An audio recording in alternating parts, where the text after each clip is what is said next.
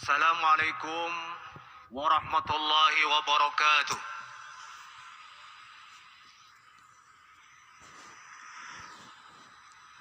Allahu Akbar, Allahu Akbar, Allahu Akbar, Allahu Akbar, Allahu Akbar, Allahu Akbar, Allahu Akbar walillahil hamd. Alhamdulillahilladzi huwa ahluh. والصلاة والسلام على سيدنا محمد عبده ورسوله. أشهد أن لا إله إلا الله وحده لا شريك له، وأشهد أن محمدا عبده ورسوله. اللهم صل على سيدنا محمد وعلى آله وصحبه أجمعين. فيا أيها الإخوة رحمكم الله، أوصيكم وإياي بتقوى الله، فقد فاز المتقون. قال الله تعالى في كتابه الكريم وهو أصدق القائلين: أعوذ بالله من الشيطان الرجيم. يا أيها الذين آمنوا اتقوا الله حق تقاته ولا تموتن إلا وأنتم مسلمون. Para jamaah rahimakumullah, belajarlah dari orang yang sukses. Belajarlah dari orang yang selesai dengan dirinya. Faqidus syai' la yu'tih. Orang yang kehilangan sesuatu tidak akan bisa memberi. Bahasa anak-anak muda saat ini, orang yang tidak selesai dengan dirinya tidak akan mampu menyelesaikan problem rumah tangganya. Orang yang tidak selesai dengan dirinya tidak akan mampu menyelesaikan problem tempat kerjanya. Orang yang tidak selesai dengan dirinya tidak akan mampu menyelesaikan problem masyarakat dan bangsanya. Maka belajarlah dari orang yang terbukti sukses. Belajarlah dari orang yang telah selesai dengan dirinya. Itulah prinsip hidup mulia. Itulah prinsip orang bertakwa. Kenapa begitu para hadirin, para jamaah? Banyak orang yang gagal berawal karena mengalami disorientasi, kehilangan orientasi hidup.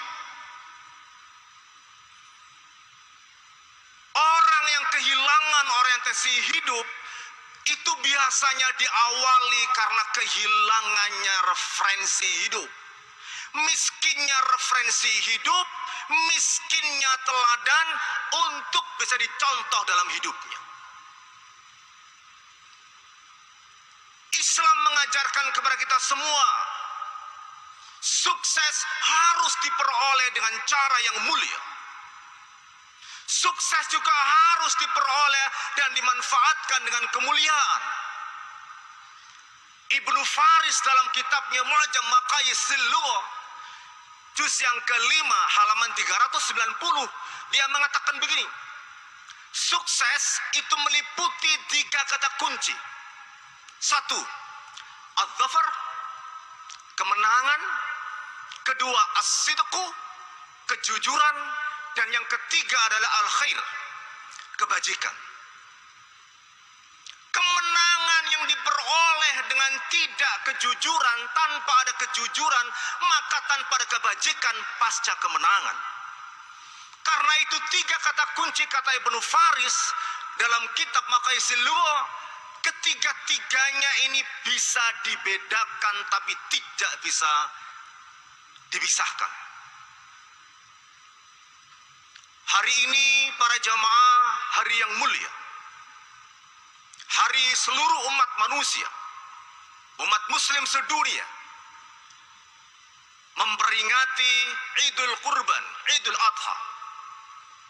Perayaan Idul Adha tidak pernah dilepaskan dari figur Nabiullah Ibrahim alaihissalam.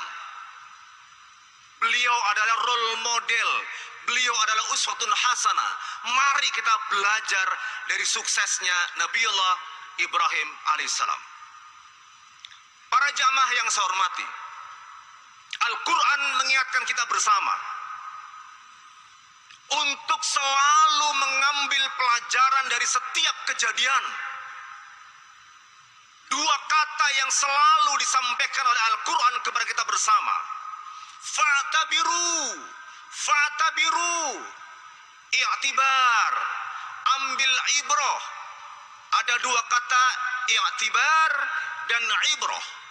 Mengambil pelajaran dan pelajaran itu sendiri. Banyak ayat Al-Quran yang menggunakan tarkib susunan kata yang berujung kepada fa'tabiru. Fa'tabiru ya ulil albab, fa'tabiru ya ulil absar dan seterusnya. Apa maknanya para jamaah? Kita diperintahkan oleh Islam untuk selalu mencari pelajaran dari setiap kejadian. Mari kita belajar dari suksesnya Nabiullah Ibrahim alaihissalam. Pertama, Idul Adha mengajarkan kepada kita bersama bahwa untuk sukses tidak ada cara lain kecuali dengan kerja keras.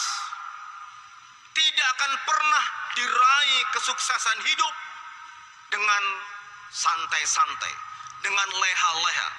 Tidak ada orang sukses muncul dari kemudahan. Nelayan hebat bukan lahir dari sungai yang kecil.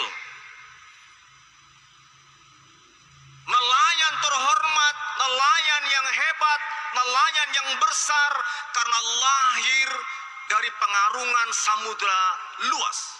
Di tengah ombak, di tengah guncangan yang luar biasa, baru bisa dikatakan dia orang besar. Baru bisa dikatakan sebagai nelayan besar. Mari kita belajar dari kisah Nabiullah Ibrahim alaihissalam. Ingatlah beberapa peristiwa yang menimpa Nabiullah Ibrahim alaihissalam beserta keluarganya Ismail dan Siti Hajar. Ketika Nabiullah Ibrahim diperintahkan oleh Allah Subhanahu wa taala untuk menempati sebuah gurun yang gersang tanpa air. Pertanyaannya, apakah Nabiullah Ibrahim alaihissalam menderita, menjadikan situasi dan perintah itu sebagai penderitaan? Bukan. Nabiullah Ibrahim alaihissalam mengkonversi setiap penderitaan menjadi peluang untuk sukses. Mengkonversi, merubah setiap kesulitan menjadi kemudahan untuk meraih keberhasilan. Mari kita lihat bagaimana kemudian Nabiullah Ibrahim alaihissalam beserta keluarganya memenangi kesulitan, memenangi keterbatasan itu sehingga sukses menjadi sebuah pemimpin besar. Nabiullah sallallahu alaihi wasallam dilukiskan dalam Al-Quran dengan doa yang sangat luar biasa bagi kita bangsa Indonesia untuk menirunya. Rabbi ja'al hadza baladan amina warzuq ahlahum minats tsamarat man amana minhum billahi wal yaumil akhir. Resep Al-Quran satu, Rabbi ja'al hadza baladan amina. Ketertiban, keamanan, kedamaian di tengah-tengah masyarakat prasyarat utama untuk sukses merubah yang sulit menjadi yang mudah, merubah penderitaan menjadi kesuksesan. Syarat negara, syarat sebuah masyarakat untuk bisa maju adalah kondisi yang aman, kondisi yang tertib, kondisi penuh kedamaian. Maka setiap potensi yang kemudian mengancam perdamaian, keamanan, kedamaian, ketenangan, ketertiban di tengah masyarakat Al-Quran mengatakan kita perlu untuk mengantisipasinya sebaik mungkin, sedini mungkin. Karena Nabiullah Ibrahim dalam resepnya seperti dikatakan dalam Al-Quran, Rabbi ja'al hadza baladan amina. Yang kedua, resep Nabiullah Ibrahim adalah warzuq ahlahu minats tsamarat. Setelah keamanan, ketertiban terjamin, kedamaian terjamin, syarat kedua adalah ekonomi. Kedamaian tidak berarti apa-apa jika perut lapar. Ketenangan tidak berarti apa-apa jika perut lapar. Kedamaian tidak punya makna jika perut dalam keadaan kosong. Ekonomi berantakan karena antara keamanan dan ekonomi seperti dua sisi mata uang, bisa dibedakan tapi tidak bisa dipisahkan. Satu mempengaruhi yang lain. Inilah resep Nabiullah Ibrahim alaihissalam untuk meraih kesuksesan. Karena itu kemudian selalu diabadikan dalam setiap peringatan yang menjadi bagian dari kewajiban kita umat Islam, yaitu Idul Adha. Hadirin yang saya hormati, pelajaran kedua, Idul Adha mengajarkan kepada kita bersama tentang semangat altruisme. Bahasa Al-Qur'annya al-ithar. Wa yu'thiruna ala anfusihim walau kana bihim khasasa. Para jamaah yang saya hormati, kalau ada orang kaya berderma biasa. Kalau ada kelapangan ekonomi, berderma, berdonasi, itu biasa.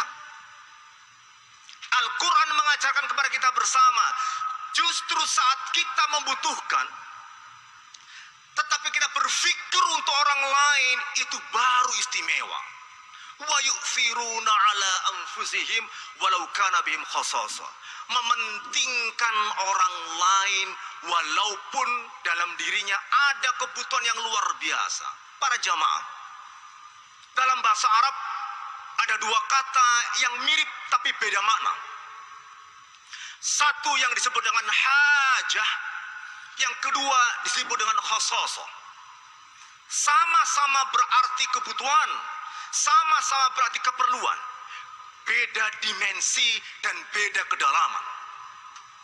Kalau hajah, kebutuhannya biasa-biasa saja. Kalau tidak kemudian mengkonsumsi itu, tidak berarti kemudian dia meninggal. Tidak berarti kemudian hidupnya susah. Tapi kalau khososo, itu kebutuhan yang luar biasa, yang kemudian kalau tidak dipenuhi, itu menimbulkan masalah. Itu khososo. Al-Quran mengajarkan wa yu'thiruna ala anfusihim walau kana bihim khasasa. Mementingkan orang lain walaupun dirinya ada kebutuhan mendesak atas sesuatu itu. Para jamaah yang saya hormati, inilah yang kita lihat bagaimana kemudian Nabiullah Ibrahim alaihissalam mengajarkan kepada kita bersama untuk berpikir kepentingan orang lain, berpikir kemaslahatan bersama. Kita semua mengenal istilah crazy rich. Orang yang tiba-tiba mencitrakan dirinya di ruang publik seakan-akan dia kaya raya. Padahal itu flexing. Padahal itu hanya sekedar pamer. Padahal itu sekedar hanya ingin menarik konsumen lebih besar. Flexing, penyakit masyarakat modern di era digital. Nabiullah Ibrahim alaihissalam, mari kita lihat. Pada zamannya beliau itu bukan sekadar crazy rich. Beliau adalah super crazy rich. Mari kita lihat data tentang beliau. Para jemaah hormati, dalam kitab Mishkatul Anwar dijelaskan bahwa konon Nabiullah Ibrahim alaihissalam memiliki kekayaan 1000 ekor domba, 300 lembu, dan 100 ekor onta. Wakila beliau memiliki 12.000 ekor ternak. Ini super crazy rich pada zamannya. Tapi Nabiullah Ibrahim alaihissalam tidak pernah melakukan praktek flexing. Tidak pernah kemudian pamer kepada orang lain atas kekayaannya hanya untuk menarik simpati orang lain. Tidak. kekayaan palsu. Beliau menjauhi praktek itu. Nabiullah Ibrahim alaihissalam dengan kekayaan yang luar biasa, tapi beliau tidak mempraktekkan flexing. Sebagaimana penyakit yang hari-hari ini kita lihat bersama-sama di ruang publik, orang sukses dikit maunya flexing, maunya pamer. Flexing itu bukan sekedar pamer dalam bentuk praktek mengumbar kekayaan para jamaah, tapi flexing bisa dimulai dari kata-kata, dari perkataan, dari sesumbar untuk memamerkan kekayaan bahwa dia sekarang masuk kepada status ekonomi sosial kelas menengah atas. Nabiullah Ibrahim tidak pernah mempraktekkan itu. Sukses tidak membuat kita kemudian congkak. Sukses tidak kemudian membuat Nabiullah Ibrahim kehilangan jati diri. Mengapa Bapak Ibu sekalian saya hormati para hadirin? Orang kalau sudah berhenti belajar, maka itu awal kebodohan. Kalau orang berhenti belajar atas pengalaman hidupnya, maka itu awal dari kencokakan. Banyak orang gagal dalam hidup karena berhenti belajar dari pengalaman hidupnya. Banyak orang gagal meraih kesuksesan dalam hidup karena dia sudah terjangkiti penyakit congkak yang membuat dia tidak mau belajar. Nabiullah Ibrahim alaihissalam ketika ditanya, itu kekayaannya siapa ya Ibrahim? Nabiullah Ibrahim mengatakan, itu semua kekayaan Allah yang sekarang sedang saya miliki, sedang saya kelola. Nabi tidak mengatakan itu kekayaan saya, bukan. Itu kekayaan Allah, harta Allah yang sedang saya miliki, yang sedang saya kelola. Orang hebat mengajarkan kepada kita semua, jangan pernah berpikir menjadi orang besar kalau mindset kita, hidup kita, cara berpikir kita masih terikat dan diikat oleh harta kekayaan. Kenapa? Karena semua yang akan kita pikirkan dan kita praktekkan selalu diukur dengan untung rugi orientasi ekonomi. Orang hebat, orang sukses, orang besar tidak akan pernah menjadikan dunia, mencekiknya, mengikatnya, membelenggunya, sehingga dia tidak pernah bisa berpikir besar untuk kemaslahatan bersama.